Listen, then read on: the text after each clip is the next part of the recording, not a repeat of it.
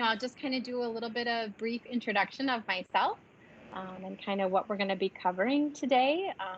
Again, my name is Leah Folks. I am a staff counselor. I'm the assistant director at the counseling center, and I'm also the training director. So I help to coordinate all of our clinical interns and our training program that we provide at our center. Um, I use she, her pronouns. And I'm super excited. I've been at the university now for 6 years, so I'm excited to meet with you all. I've just kind of been asked to put on a kind of a flourishing workshop today. So I'll talk a little bit about flourishing in general, and then I kind of have some ways that we're going to divide up this time together. And like I had shared with Tyler previously, for those who aren't able to be here, I hope that you are joining at a later time, and I hope that you're able to kind of use this to get some good discussion, and maybe some tips and tricks and ideas um, moving forward for you all. So kind of as some background, Flourish, we kind of have what we've named the Flourish model here at the center. And so, like, what does that mean? If you go on our website, you can even see flourishing is even in our mission statement. So flourishing, and it kind of talks about how we want all UW Oshkosh students to flourish in life.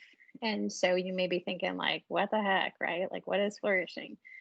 Flourishing really comes down to feeling good and functioning well, right? So that's really what are two main, really important pieces of personal wellness.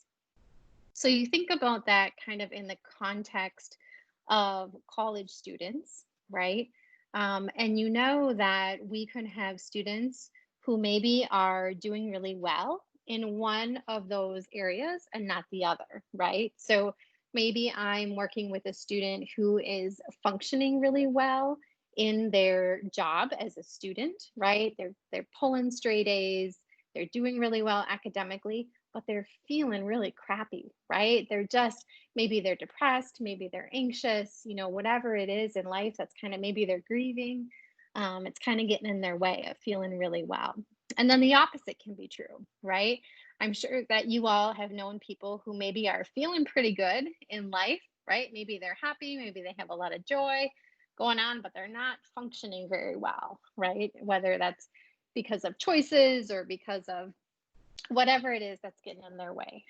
So it's really kind of, the older I get, the more that I realize so much of our life is really about finding that balance, right? And finding that balance between feeling good and functioning well, recognizing that it's important to pay attention and put energy into both sides of that can really, really help us kind of find our way in life, right? Does that kind of make sense? So that's kind of flourishing in a nutshell.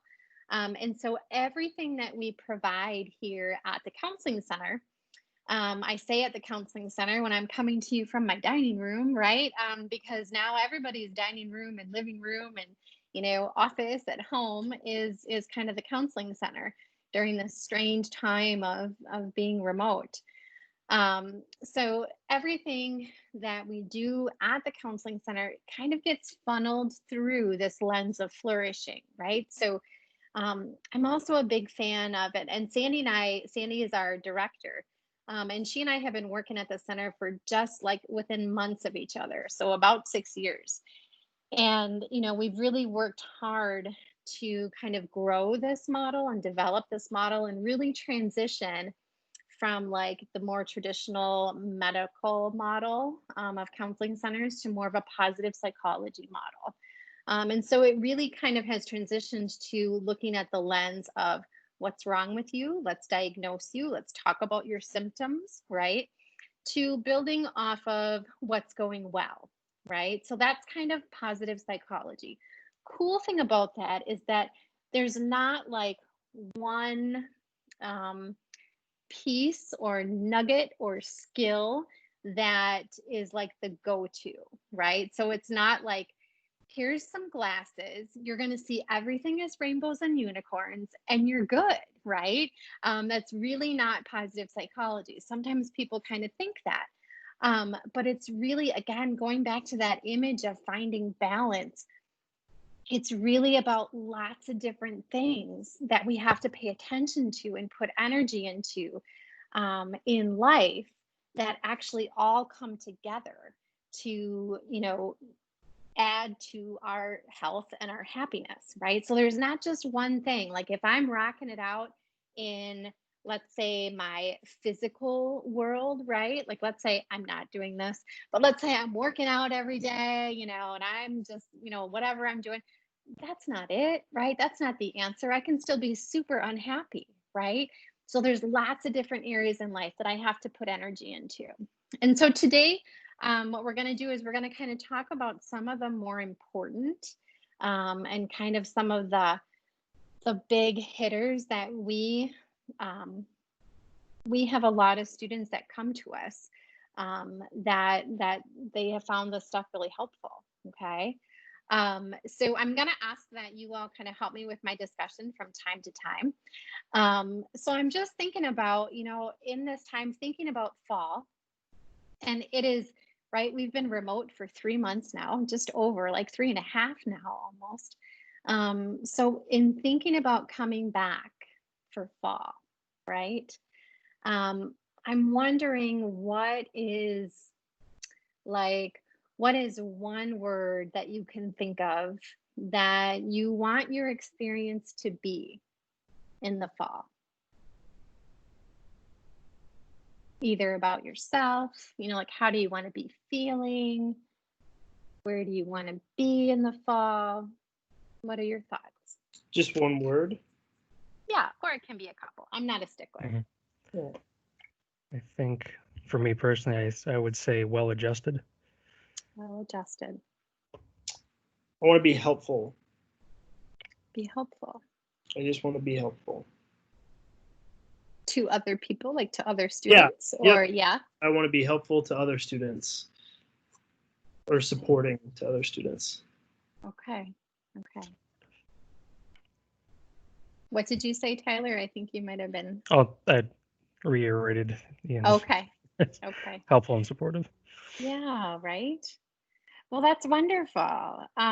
So I'm wondering, like, I think that and I think that being in a leadership role, right, and being kind of in that role where you take on being a role model, where you take on being a student leader, you probably have some natural tendencies to kind of, even if you don't volunteer to be in a leadership role, sometimes you just kind of get slid into it, right? Like maybe you're, one of the first people to speak up, or, in a group setting or whatever it is. And those types of people, you're also probably, I don't know you all very well, but probably in your group, you may have some people who are natural caregivers, right? Like, like you said, you want to be helpful, you want to support other students, right? And so when we tend to be, and I am in the same boat with you, right, natural caregiver of others, and when we fall into that category, sometimes it's even more challenging for us to remember to take care of ourselves, right? Taking care of others feels supernatural, and you get fulfillment from that, and that's a part of happiness to begin with. But we also have to remember there's another side to that, and we have to take care of ourselves as well. So what we're going to do today is just kind of talk about how do we get from here to there? How do we get from where we are now in summer to a place of feeling pretty, like you said, like content, feeling pretty solid, feeling that you're at a place where you can be helpful for others in the fall. Okay.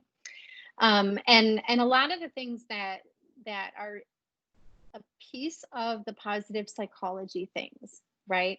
So when I talk about positive psychology, I'm talking about mindfulness, self-compassion, looking for the good, right? Optimism, forgiveness, gratitude. There's all kinds of pieces in that, right?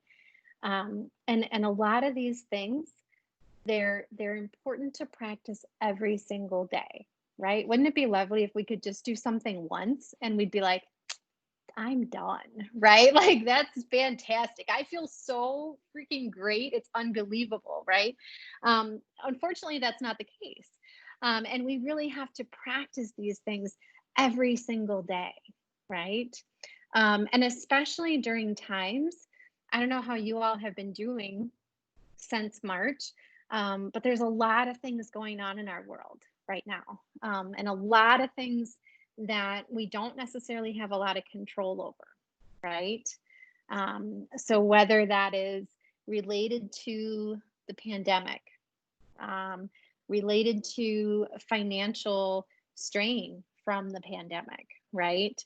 How you're doing emotionally from being in this weird place, right? Um, so and also not to mention like all the social justice things that are going on right now, right? So there's just layer upon layer upon layer of a lot of things that can lead to feeling really overwhelmed, right? And I don't know, what do you all do? Can you throw out or either what you do or what you've seen other people do? What happens when you get overwhelmed? What happens to people? What do they do? For me, if I get really overwhelmed and things I just can't handle, I just shut down. Shut down. That's just me just getting quiet, maybe going off Mhm. someplace to my bedroom or somewhere in the living room and just not talking and doing something that small that I would focus on, like a Mhm. hobby or something, and not talk to anybody for a good amount of time. Yes. And I that's think not that's such a necessarily healthy. I think that's so common though, right? We try to like turn inward and shut things out when we just feel like we just can't take any more in, right? Yeah. I think when I get overwhelmed, I, I think I go more in, and I think it's more of a kind of a sacrifice of myself in a way of just like I want to get it done, so I'll just push myself harder to do it. And I kind of, like maybe I'll lose sleep or um, I'll kind of let it just weigh on my mind until it's over. And so, yeah, I think, which I don't think is healthy, granted. Yeah. Um, but I think it pushes me to want to just do more in that moment. And even if that's at the sacrifice of, okay, maybe I need to sleep, or, oh, I didn't eat lunch today, or whatever. Yes. You both are hitting on such common strategies, right? Because we do what naturally comes easiest to us, right? And like I said, you both are hitting very common things. Either we tend to turn in and shut down. A lot of people talk about I'll shut down and go to sleep, right? Or I'll shut down and I like it. Let's say I live in the residence halls, I won't come out of my room, or I'll stop connecting with my supports. And then, like you are saying, um, sometimes I will push so hard that what do? I just chuck my self care out the window, right? I'm too busy to sleep. I'm too busy to eat. All that stuff doesn't matter. I have to get A, B, and C done, right? Yeah. And you can tell how, I really appreciate you sharing that. And I know when we say those things out loud, we're like, yeah, I do that, right? Yeah, I kind of still do that, right? We're human. We don't do things perfectly. Oh my gosh, right? And all we can do, and the other thing I think to think of in the lens of you're a college student, right? So you have these times like being a college student is naturally overwhelming, right? Like that's kind of the gig right now that you're in. You have these natural times of where life is just naturally more overwhelming, whether it's midterms, finals, you know what I mean? And so you kind of have these waves that you automatically are riding, let alone throw in social life, right? And relationships and family and all that stuff. right? There's stuff coming at you. Of course you feel overwhelmed. And sometimes we deal with it well and sometimes we don't, right? And that's life. So thank you for sharing that. And like I said, I think with some of these things, the more you lean into them, the more you learn about them, the more that you can I used to work with little kids, and I used to call it catch it, check it, change it, right? So it's like all these like little phrases, right? Because that's what life is all about. Catching ourselves, right? Checking ourselves. Is this really how I want to walk through life? Right? And then maybe asking yourself, what can I change? Okay. So that's really the practice here. Not ever striving for perfection, because there's nobody who copes through anything perfectly all the time. We are human, we have emotions, and sometimes we all just need to drop our basket for a while, right? And just kind of have a good old fashioned freak out. So thinking about a couple things that are super important. The first one I'm going to talk about is self-compassion. So when you think about self-compassion, it's kind of a weird, little phrase. Maybe you've heard about it, maybe you haven't. The way that I think about it is really self-compassion is all about just being kind to yourself, right? Being understanding to yourself, being a little bit flexible with yourself, and kind of at the end of the day, remembering that you are human. You're going to make mistakes. The thing that we can hope for, right? Cross our fingers. We're not going to make the same mistake too many times, right? We will, right? Because we're kind of stubborn sometimes. I don't know about you all, right? But sometimes we're going to make the same mistake more than once. But the hope is we learn and grow, right? Every time we walk through that stuff. So we're all human. We're all going to make mistakes. The other part about that, about us all being human, we all go through times of suffering, right? There's kind of an element of common humanity and self-compassion. To remember that I may be going through something that's painful. Maybe I've lost someone in my life, right? Maybe I've had a relationship end.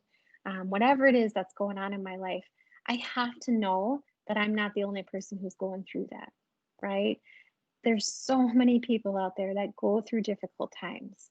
And what we need to do really is kind of set down the judgment of ourselves, like, oh my gosh, I just suck. I just can't. You know what I mean? Like, right?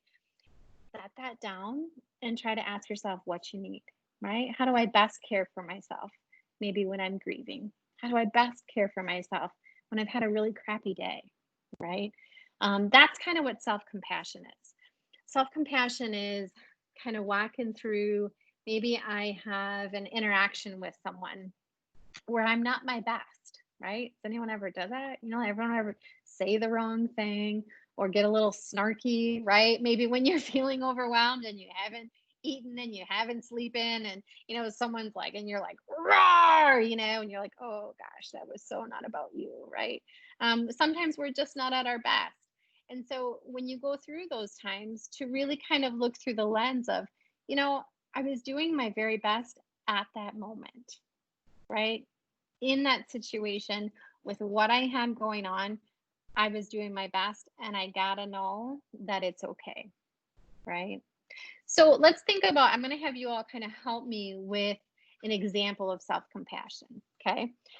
So let's say you have a friend who is super duper upset, right? You ever have a buddy who's like in the car with you and they're super ticked off because they have just failed an exam, right? Does anyone ever do that, right, in your world? So thinking about if you're sitting with that friend and they're upset, what do you say to them? What do you say to that friend? I always talk about like take a walk 5 years ahead, stop, turn around, and then look at, what the situation is going to be from that standpoint. And that seems okay. Yeah, nice. You sound like you've had that conversation before. Many times. Yes. Yep. Yeah.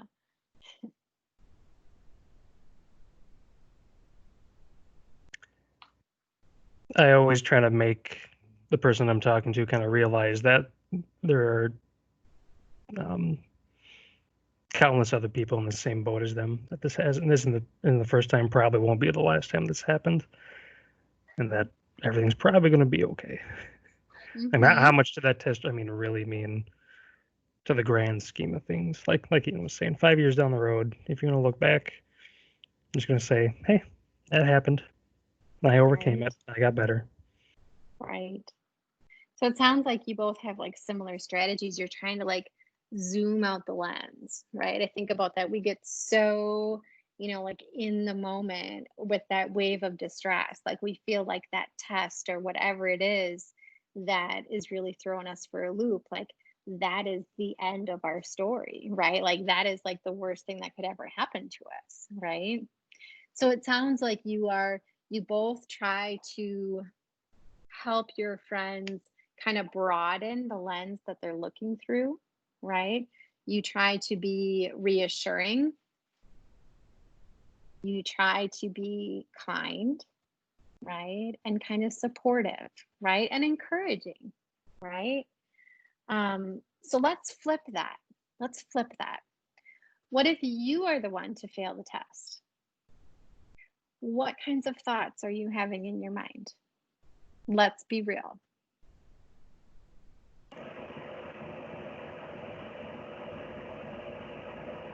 If I'm going to make it at school, that would just be my thought, I guess. Say that again. So if I failed a test, it would be, am I going to make it to grad school now? He's going to be there. Right. Or even worse, like now I'm not going to go to grad school, right? Yeah. Like we're super good at like fast forwarding to, yeah. Right. Yeah. I usually question a lot of like what went wrong, what did I do, how did I fail this? Right. Kicking myself in the butt. Enough. Kicking myself in the butt. I didn't study hard enough. I didn't try hard enough. All the should-haves, right? Shoulda, coulda, woulda, right? Yeah, I appreciate Ian saying I'm not going to get into grad school. I'm going to be living in my parents' basement forever, right? Like we're super good at like fast forwarding to like worst case scenario, right? I may as well just drop out, blah, blah, blah, right? I'm stupid. I'm not smart enough. So like, look at the difference. Look at the difference of what we say to ourselves versus what we say to a friend, right? Who's in the same exact situation, right? Extremely different. So self-compassion is really all about how do we even just take a little bit of that, right? What we would say to a friend, how do we take a little bit of it and apply to ourselves, right? Does that make sense? I mean, totally different. And you are not alone in that boat. Every single person, just about that I know, is their own worst critic, right?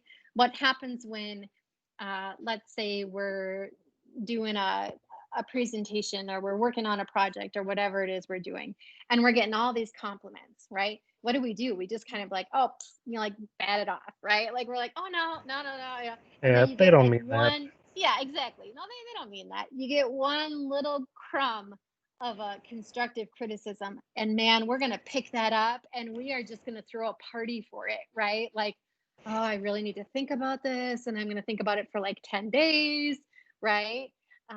So yeah, really similar things. So it's really all about, and there's so much out there about self-compassion now, because again, it's not about thinking it's different than like self-esteem or thinking that you're flawless, right? Self-compassion is really sometimes, we have to be compassionate with ourselves that maybe we're just having an off day, right? Whatever that means.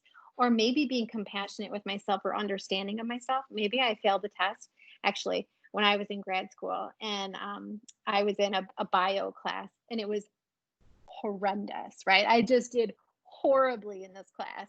And, it was one of those finals with the blue book, and I had like nothing in my brain to write down. Like I just sat there. I was like, I got nothing. Right. And so pretty soon I'm like, I'm just wasting my time in this 2 hour, final. I'm just going to go turn my blue book in.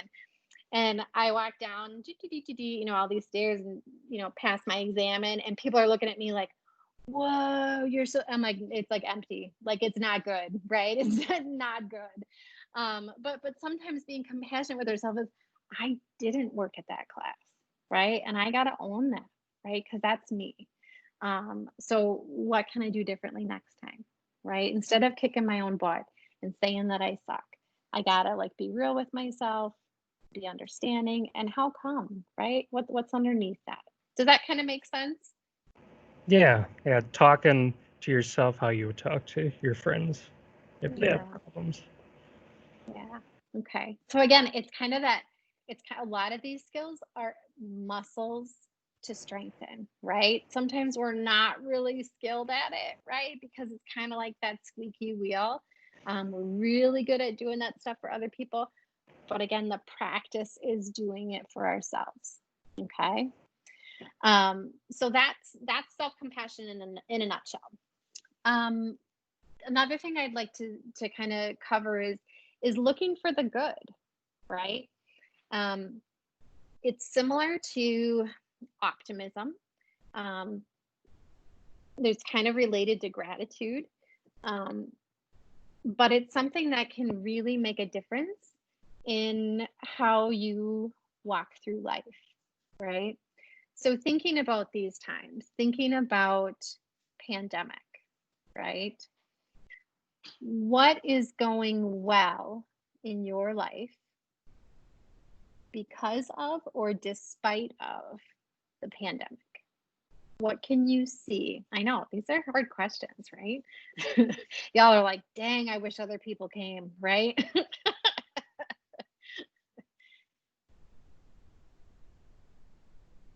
What is going well? I got a dog, You did. and I love that dog so much. What kind And of dog? it's an Australian cattle dog. Oh goodness. So her name's Lots of energy. Yeah, she does. She does. Oh, But I think it's taught me to take care of, like, and have responsibility for other people outside of myself, because I can be very selfish. And yeah, so, we all can sometimes, right? yeah, Mhm. definitely would not have that dog if the world didn't shut down. So, Wow. That's awesome. I would say my social life is pretty much the same, only in the regards that me and my buddies and all the friends and couples that we hang out with are already introverts. So not a whole lot's Right. changed because of social distancing, But Right. I can't be said for a lot of other people, Yeah. which I think for them can't they really understand what they're going through. Hmm. So, Yeah. So you're feeling pretty good though that it's kind of like your social bucket is still full, right? mhm. For where your comfort is. That's super cool. Yeah. And I think, thinking about that, like looking for the good, again, that's another muscle to strengthen, right? It's so easy. Like we're naturally wired to kind of look at the negative, right? To focus on what's not going well. It's kind of like the compliment versus the little piece of criticism, right? We just kind of are naturally wired. They call that negativity bias, right? So there's a whole lot of people that study that, but we're naturally kind of wired to see the tough stuff, right? The glass is half empty, or half empty. Yeah, right? Rather than half full. Um, so thinking about that, how do I maybe catch myself, right? Catch myself kind of getting stuck in that negative and look for, well, what else is going on, right? Is there anything good going on in my day, in my life, right? And how do I kind of either share that, right, with other people? How do I throw a little party for it, right? How do I celebrate that, right? Um, so again, it's kind of important, like thinking about gratitude. I'll kind of piggyback those two things off of each other. Again, gratitude. What happens when people ask you, like, you ever been somewhere and you have to answer the question, like, what are you grateful for, right? And what do people say? My family, my health, right? Like that's kind of what we say, and it's kind of fuzzy and like a little bit of rainbows and unicorns there, right? And so something that we do at the center a lot is when we practice gratitude, we challenge students to be very specific, right? So if I ask you to maybe name 3 things that have gone well today, right? Just today. And maybe you just woke up at noon, right? Maybe your day hasn't lasted that long, right? But what are 3 things that have gone well today? I know. I cleaned. Awesome. I had a meeting earlier today, which went really well. And so far, the dog has not gone to the bathroom in the house. So that's... Yay! Right? Yes. Awesome. Thank you for jumping in there.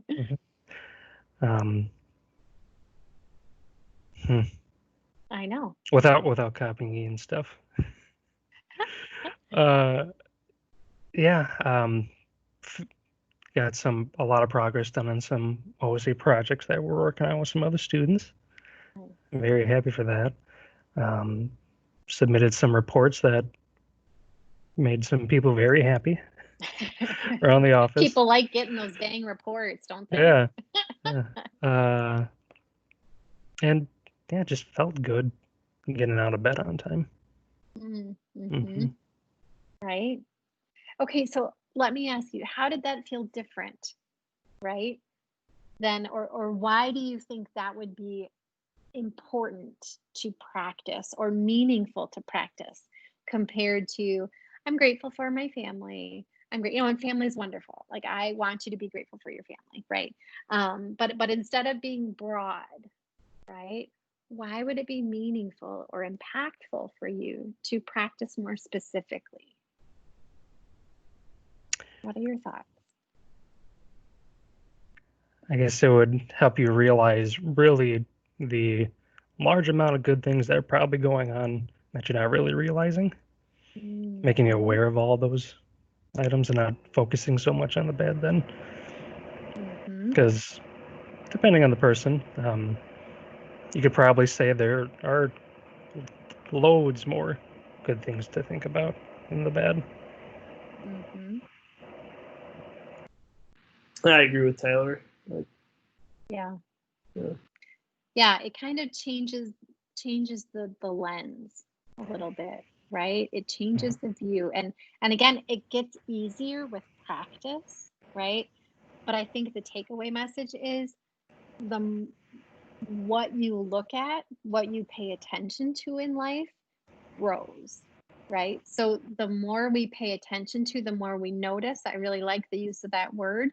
The more we become aware of the good things, the things that we're grateful for, what's going well, the more we're going to notice other things, right? So that's kind of like one of those tools to kind of stick in your pocket. I always encourage students, like, if you took, I kind of suck at journaling, right? Like, I'm like a therapist, and I recommend it all the time. I kind of suck at it, like holding myself accountable to do it. But I'm better at doing things intentionally, right? Doing things focused. So if you were to, maybe as a group, right? Because I'm a big fan of like using technology for good and using like social pressure for good, right?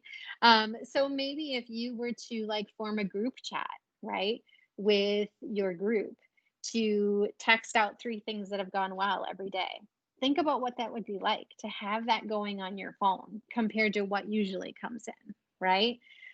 So sometimes people do that like around the holiday season, right? Maybe around Thanksgiving. They'll kind of remember to practice gratitude a little bit more. But what would it be like if we did it at other times, right? Or if we just did it for 2 weeks and just to see what would happen. So that's kind of something, kind of a challenge that you all can kind of pick up and see what you notice. Cool. So then the last thing I'm going to talk about is mindfulness. Okay. So I'm going to see if I can share my screen, right? First I have to join. So this will be a little crazy because there'll be like 2 Leahs, right? So I'm going to share my screen.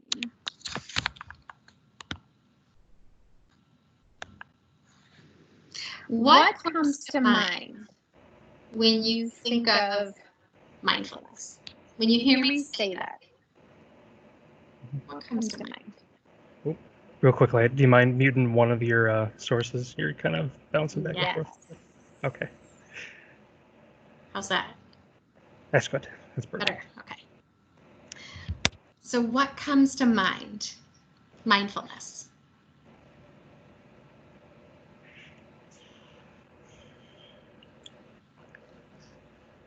Just thinking about others, I would say. Thinking about others. Mm-hmm.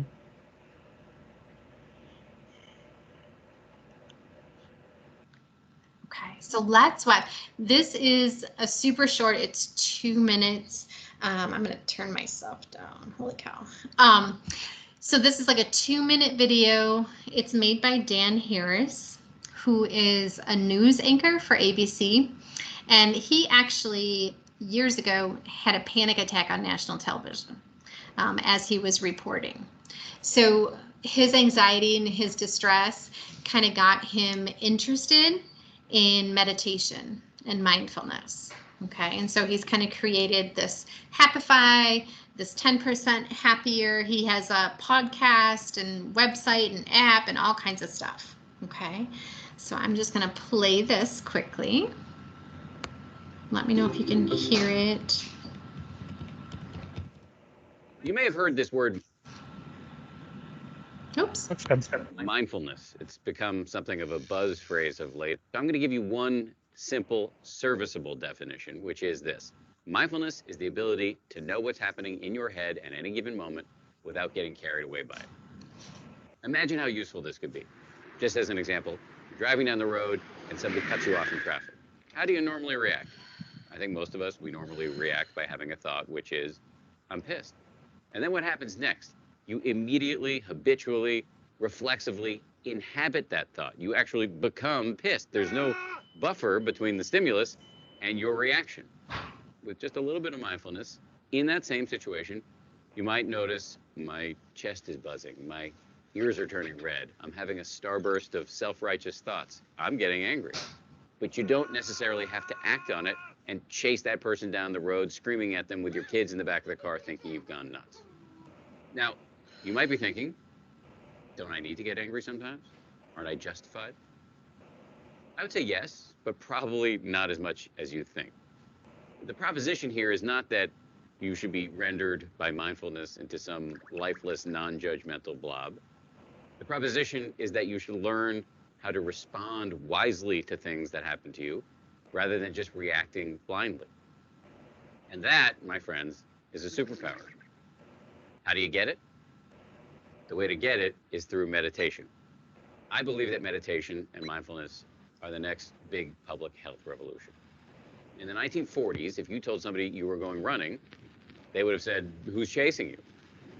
But then what happened next? The scientists swooped in, they showed that physical exercise is really good for you, and now all of us do it, and if we don't, we feel guilty about it. And that's where I think we're headed with mindfulness and meditation. It's going to join the pantheon of no-brainers like brushing your teeth, eating well, and taking the meds your doctor prescribed for you. Let me just close by saying, mindfulness is not going to solve all of your problems. It's not going to render your life a nonstop parade of unicorns and rainbows. Nonetheless, this is a superpower, and one that is accessible by you immediately.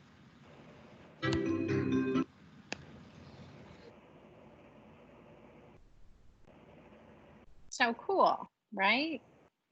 So what did you notice? What did you hear him say? What sticks out to you? Trying to become cognizant of how you and your body react to situations, and instinctively thinking, okay, do I need to act upon what's happening? Really? Is that necessary? Well, I thought it was interesting. You said like meditation would be the new running. Mm-hmm. Right? When he puts it in that perspective, you're like, wow, like it's gonna be like exercise and brushing your teeth and right, like taking our meds. Like what? Right? Yeah. He has some kind of phrase like the next public health something, right? Revolution. Revolution. Yeah, thank you. Yeah, which is a pretty powerful statement, right? And for me, I think about, so I think he does a nice job of really talking about the importance of it, right? And where he sees it going. For me, mindfulness, sometimes when you hear meditation, right, or you hear, oh, I need to practice mindfulness, what do we think of? We think of like sitting on the top of a beautiful mountaintop, right? We're sitting cross-legged, right? We have our fingers like this, and we're like, oh, right? That's great if you have access to that, right? But not many of us do.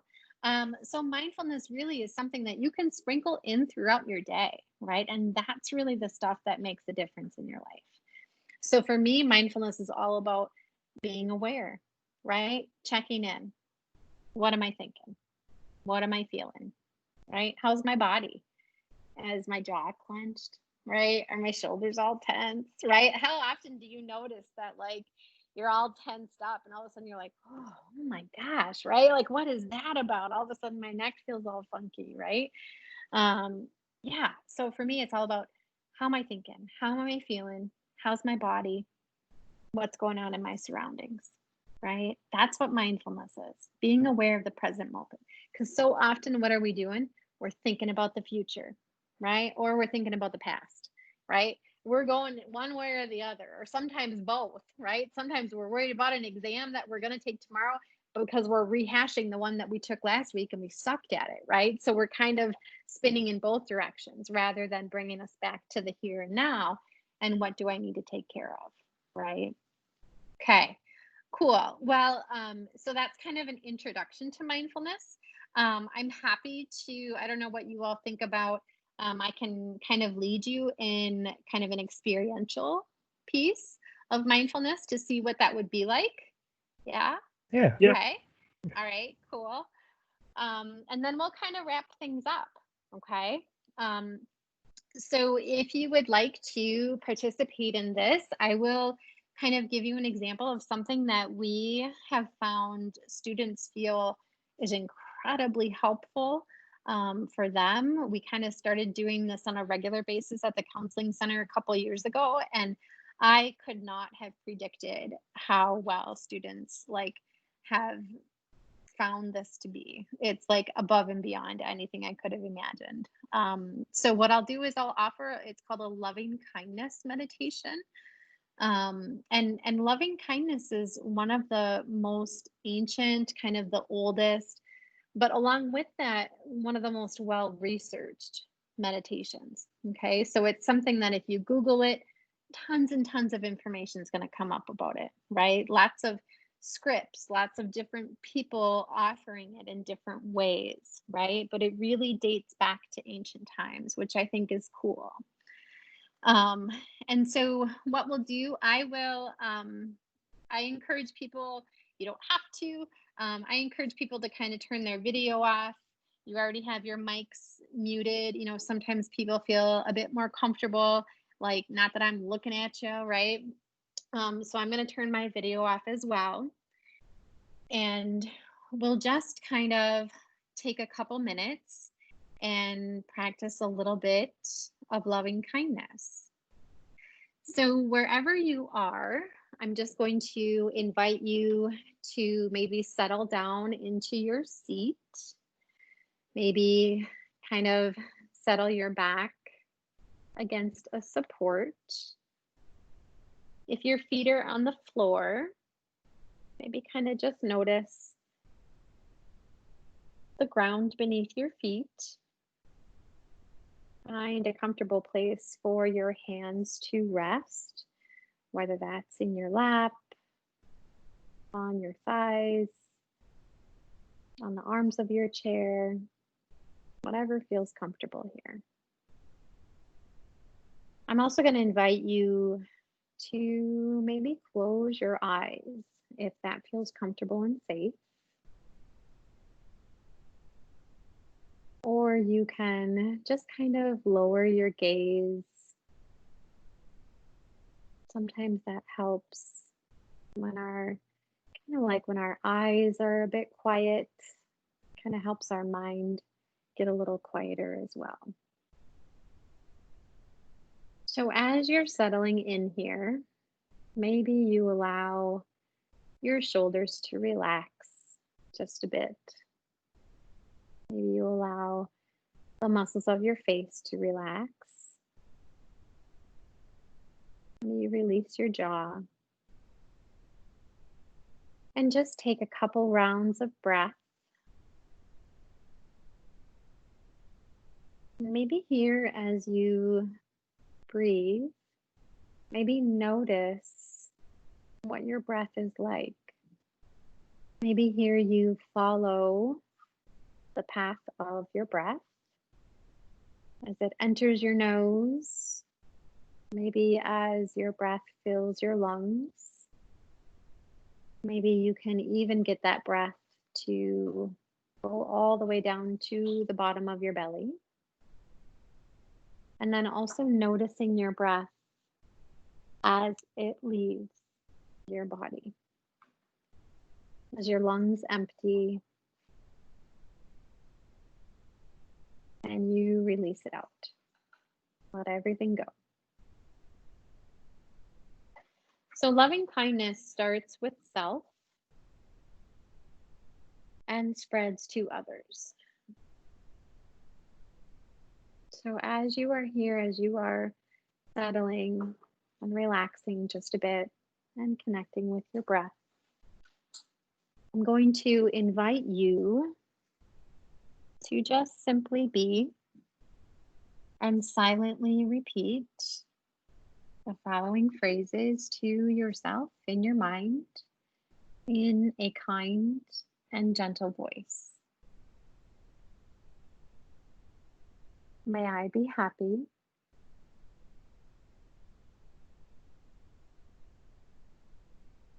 May I be healthy. May I be safe.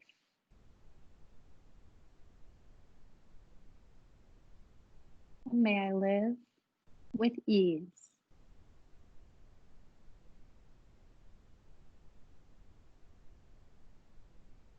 And next, I invite you to bring to mind the image of someone in your life who has helped you, maybe someone you respect,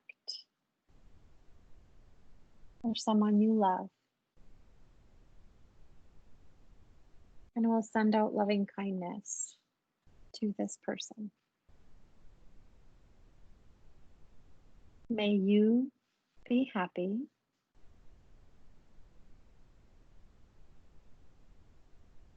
May you be healthy.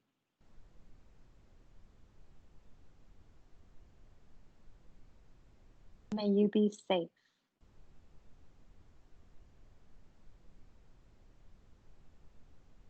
And may you live with ease.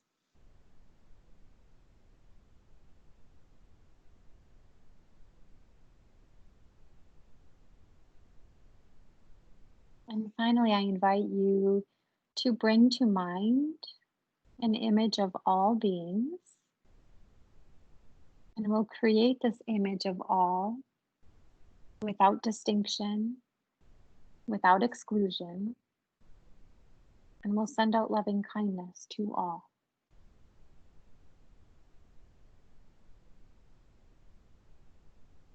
May all beings be happy.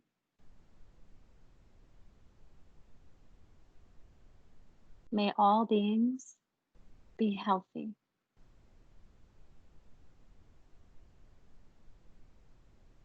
May all beings be safe.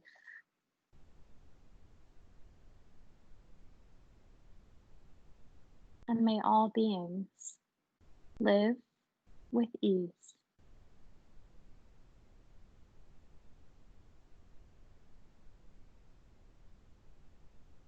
And from here, I invite you to maybe take a couple full rounds of breath. Again, following that inhale and exhaling everything out. And maybe notice how your mind and your body feels after this time. And as you are ready, as you feel this is complete, if your eyes are closed, I invite you to slowly blink them open. And as you are ready, come on back.